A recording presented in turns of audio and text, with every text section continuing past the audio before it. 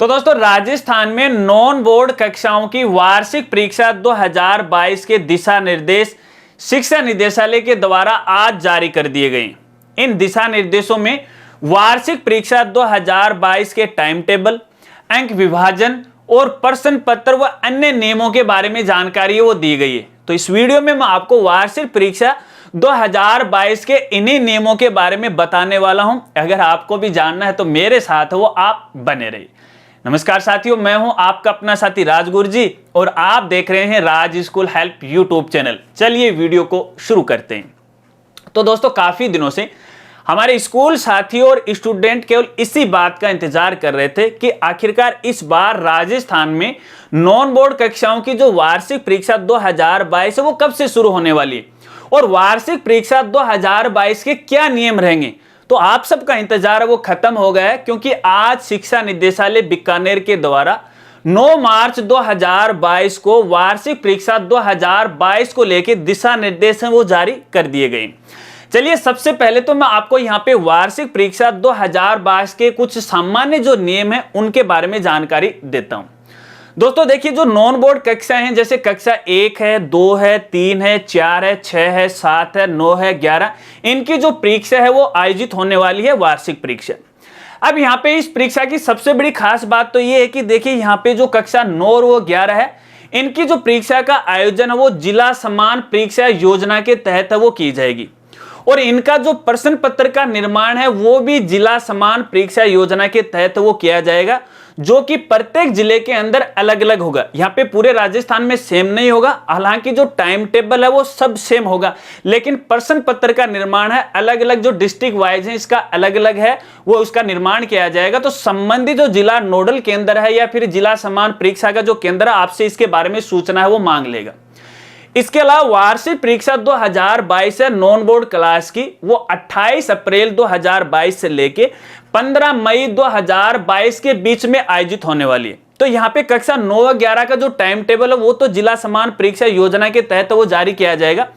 इसके अलावा कक्षा 1, 2, 3, 4 व 6 व 7 का जो टाइम टेबल है वो विद्यालय स्तर पर ही तैयार किया जाएगा। तो कहने का मतलब ये है कि कक्षा 1, 2, 3, 4, 6 व 7 की जो वार्षिक परीक्षा है उसका जो आयोजन है वो विद्यालय स्तर पर ही किया जाएगा। तो यहाँ पे इन कक्षाओं का जो प्रश्न पत्र का निर्माण है वो भी विद्यालय स्तर पर किया जाएगा। इसके अलावा दोस्तों वार्षिक परीक्षा 2022 की एक सबसे बड़ी खास बात यह है कि यहाँ पे कक्षा 1 से लेके कक्षा 4 तक की वार्षिक परीक्षा का आयोजन है वो नहीं किया जाएगा। यहां पर इन विद्यार्थियों का आकलन है वो पोर्टफोलियो के आधार पर या शिक्षक मूल्यांकन के आधार पर किया जाएगा। कहने का मतलब है इनका केवल टेस्ट वो लिया जाएगा, केवल पेपर पेन टेस्ट है वो लिया जाएगा। इस बात को आपको ध्यान में रखना है। चलिए ये तो कुछ यहाँ पे सामान्य सी बात रही। अब यहाँ पे मैं आपको दिशा निर्देशों में पढ़कर कुछ और जानकारी आपको दे देता हूं, क्योंकि काफी लंबा दिशा निर्देश वो जारी किया गया, सारी बातें मेरे को भी याद है वो नहीं रहती हैं। चलिए सबसे पहले अपन यहां पे बात करते हैं इन परीक्षाओं की क्रियाविधि के बारे में या अंक योजना के बारे में, यानी कौन कौन सी कक्षाओं की जो परीक्षा वो कितने नंबर की होगी और किस तरह से आपको जो प्रश्न पत्र है उसका निर्माण करना है। अगर दोस्तों अपन यहाँ पे कक्षा 1 से लेकर कक्षा 2 के प्रश्न पत्र की बात करें तो यहाँ पर जो वार्षिक परीक्षा का जो पेपर होगा वो 50 अंकों का होगा। हालांकि यहाँ पर एक और जानकारी आपको मैं यहाँ पे देना चाहूंगा। देखिए सभी जो पेपर होंगे सभी कक्षाओं के नॉन बोर्ड के वो 100 अंकों का होगा, लेकिन इन 100 अंकों को अलग अलग है यहाँ पे बांट दिया है। तो यहाँ पे कक्षा 1 व 2 का जो वार्षिक पेपर होगा वो 50 अंकों का होगा। इसके अलावा यहाँ पे 30 अंकों की मौखिक होगी और इसके अलावा 20 अंकों का आंतरिक मूल्यांकन होगा पोर्टफोलियो के आधार पर, जो क्विज वगैरह वगैरह ना उनके आधार पर। इसके अलावा कक्षा 3 से व 4 की अपन बात करें तो रेशियो ये रहने वाला है 50 अंकों की वार्षिक परीक्षा, 30 अंकों की जो मौखिक परीक्षा है, इसके अलावा 20 अंकों की आंतरिक मूल्यांकन होगा। इसके अलावा अपन कक्षा 6 व 7 की बात करें तो इनका जो अंक भार है वो इस प्रकार रहेगा। यहाँ पे 70 अंकों की तो वार्षिक परीक्षा होगी कक्षा 6 व 7 के लिए। इसके अलावा 10 नंबर की यहाँ पे मौखिक होने वाली है, विद्यालय स्तर पर होगी। इसके अलावा यहाँ पे 20 नंबर का आंतरिक मूल्यांकन है, शिक्षक आधार पर है वो किया जाएगा। इसके अलावा यदि अपन कक्षा 9 की बात करें तो कक्षा 9 के अंदर यहाँ पे देखिए पेपर तो 100 नंबर का होगा, लेकिन यहाँ पे जो मुख्य परीक्षा वार्षिक परीक्षा वो 80 नंबर की होगी। इसके अलावा जो आंतरिक मूल्यांकन होगा वो 20 नंबर का होगा, और इस बस यही रहेगा 80 और 20 का यहाँ पे रेशियो रहेगा। इसके अलावा यदि अपन कक्षा 11वीं की बात करें तो देखिए 11वीं के अंदर प्रैक्टिकल सब्जेक्ट भी होते हैं और नॉन प्रैक्टिकल सब्जेक्ट भी होते हैं, तो यहाँ पे इनका अलग अलग रेशियो है। जो नॉन प्रैक्टिकल सब्जेक्ट है तो यहाँ पे जो टोटल अंक होंगे वार्षिक परीक्षा का वो रहेगा 80 नंबर का, बाकी 20 नंबर है वो आंतरिक मूल्यांकन का रहेगा। इसके अलावा जो प्रैक्टिकल सब्जेक्ट हैं जिसके अंदर जैसे जीव विज्ञान है, भौतिक विज्ञान है, रसायन विज्ञान है, भूगोल, इस प्रकार के जो भी सब्जेक्ट रहेंगे तो यहाँ पे देखिए जो अंक निर्माण रहेगा वो तो 100 का ही रहेगा। यहाँ पे जो लिखित परीक्षा होगी वो 70 अंकों की होगी, और जो प्रायोगिक यानी प्रैक्टिकल जो एग्जाम होगी वो 30 अंकों की होगी। लेकिन यहाँ पे लिखित परीक्षा में भी यहाँ पे और बंटवारा है अंकों का यहाँ पे किया गया है, वो इस प्रकार से किया गया है। देखिए जो 70 अंकों की परीक्षा होगी जो प्रैक्टिकल वाले सब्जेक्ट है, तो इसके अंदर 56 नंबर की तो लिखित परीक्षा होगी, यानी वार्षिक एग्जाम का जो पेपर होगा वो 56 नंबर का होगा। इसके अलावा यहाँ पे 14 जो नंबर है वो आंतरिक मूल्यांकन के आधार पर इनकी गणना की जाएगी। इसके अलावा मान लीजिए जो संगीत सब्जेक्ट है या फिर जो चित्रकला है, इनके जो प्रायोगिक सब्जेक्ट इनका थोड़ा सा रेशियो अलग हो जाता है। तो यहाँ पे देखिए टोटल अंक तो 100 नंबर का होगा, लेकिन यहाँ पे जो लिखित परीक्षा होगी वो तो होगी 30 अंकों की, यानी वार्षिक परीक्षा का जो पेपर होगा वो 30 अंकों का ही होने वाला है, जबकि जो प्रायोगिक जो परीक्षा है वो 70 अंकों की यहाँ पे होने वाली है। अब यहाँ पे देखिए जो 30 नंबर की जो अंक है यानी जो सिद्धांतिक है या जो लिखित परीक्षा है उसको भी यहाँ पे 2 भागों में बांट दिया गया है।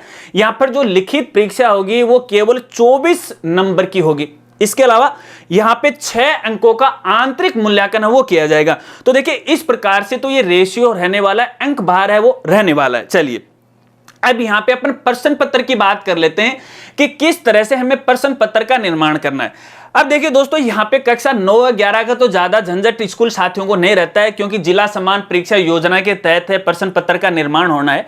लेकिन जो विद्यालय स्तर पर हमें परीक्षा का आयोजन करवाना है तो इस प्रकार से अपन कैसे प्रश्न पत्र का निर्माण कर सकते हैं, उसका अंक विभाजन है, किस तरह के क्वेश्चन है, किस तरह के प्रश्न हमें प्रश्न पत्र के अंदर रखने, वो मैं आपको यहाँ पे बता देता हूँ। देखिए यहाँ कक्षा 1 से लेकर 4 तक तो वैसे वार्षिक परीक्षा होनी नहीं है, उसका आयोजन हमें नहीं करवाना है। लेकिन फिर भी देखिए विद्यालय अपने स्तर पर इन स्टूडेंट का मूल्यांकन करने के लिए यहाँ पे पेपर पेन वाला मामला शुरू कर सकता है। इसका मतलब ये है कि वो सामान्य टेस्ट ले सकता है, जिस प्रकार से अपन टेस्ट लेते हैं ना यूनिट टेस्ट, उसी प्रकार से टेस्ट ले सकता है। अब कक्षा 1 से लेके 2 तक किस प्रकार के यहाँ पे प्रश्न आएंगे, तो यहाँ पे देखिए जितने भी प्रश्न आएंगे वो 100% के आधार पर आएंगे, और यहाँ में MCQ वाले क्वेश्चन आएंगे। MCQ का यहाँ पे मतलब है छोटे वाले प्रश्न है, जो बहुवैकल्पिक जो प्रश्न होते हैं ABCD वाले 4 ऑप्शन वाले, इस तरह के प्रश्न पत्र का आपको यहाँ पे निर्माण करना है। अंक विभाजन आपको अपने स्तर पर 100 अंकों का आधार मानकर आपको यहाँ पे करना है, जिसके अंदर 50 नंबर वार्षिक परीक्षा के होंगे। तो कहने का मतलब है कि 50 अंकों का आपको ये पेपर निर्माण करना है। चलिए यदि अपन कक्षा 3 व 4 की बात करें तो किस तरह के यहाँ पे प्रश्न पत्र का आपको यहाँ पे निर्माण करना है। तो देखिए यहाँ पे कक्षा 3 व 4 के लिए यदि आप प्रश्न पत्र का निर्माण करने जा रहे हैं तो प्रत्येक जो प्रश्न है वो एक ही नंबर का होगा, एक से ज्यादा का नहीं होगा। और प्रश्न पत्र का निर्माण कुछ इस तरह से यहाँ पे करना है, जैसे रिक्त स्थान वाले प्रश्न है वो आप यहाँ पे देख सकते हो। इसके अलावा सही गलत वाले प्रश्न है वो आप यहाँ पे दे सकते हो। इसके अलावा बहुवैकल्पिक जो प्रश्न है वो आप यहाँ पे दे सकते हो, ABCD वाले हैं, क्रम है, इस प्रकार से आप यहाँ पे रख सकते हो। पेन पेपर टेस्ट ही रहेगा, वार्षिक परीक्षा इनकी नहीं होगी। चलिए अगर अपन यहाँ पे कक्षा 6 व 7 के प्रश्न पत्र की बात करें तो यहाँ पे देखिए 50% वस्तुनिष्ठ प्रश्न यहाँ पे आएंगे, यानी एक एक नंबर वाले यहाँ पे आपको प्रश्न रखना है, जिसके अंदर रिक्त स्थान वाले प्रश्न रख सकते हो, सही व गलत वाले प्रश्न आप रख सकते हो। इसके अलावा बहुवैकल्पिक वाले प्रश्न आप यहाँ पे रख सकते हो, और अति जो लघुत्तरात्मक जो प्रश्न है वो भी आप रख सकते हो। इसके अलावा 30% जो लघुत्तरात्मक जो प्रश्न है वो आप यहाँ पे रख सकते हो, जिसके जो उत्तर हैं 2 लाइनों में मैक्सिमम है वो दिए जाते हैं। और इसके अलावा 20% जो प्रश्न है वो दीर्घ उत्तरात्मक हो सकते हैं, थोड़े बड़े वाले प्रश्नों को आप इसमें शामिल है वो कर सकते हो। चलिए ये तो रही 6-7 की बात। अब अपन यहाँ पे 9 व 11 की भी बात कर लेते हैं, हालांकि इसको जानना आपको भी जरूरी है। हालांकि प्रश्न पत्र तो जिला समान परीक्षा योजना के तहत है किया जाएगा। अगर अपन यहाँ पे देखिए 9 व 11 की बात करें तो यहाँ पे 40% जो वस्तुनिष्ठ प्रश्न होंगे, यहाँ पे सभी प्रश्न होंगे 40% में एक एक नंबर के होंगे, जिसमें रिक्त स्थान हो सकता है, सही व गलत वाला हो सकता है, बहुवैकल्पिक वाले प्रश्न वो हो सकते हैं।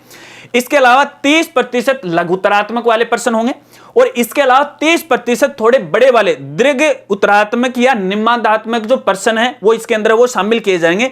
तो इस प्रकार से आप अपने प्रश्न पत्र का निर्माण है वो किया जा सकता है। हालांकि कोई बड़ी चीज नहीं, कोई पेचीदा काम नहीं है। मैं आशा रखता हूं कि शायद आप इन बातों को समझ गए होंगे।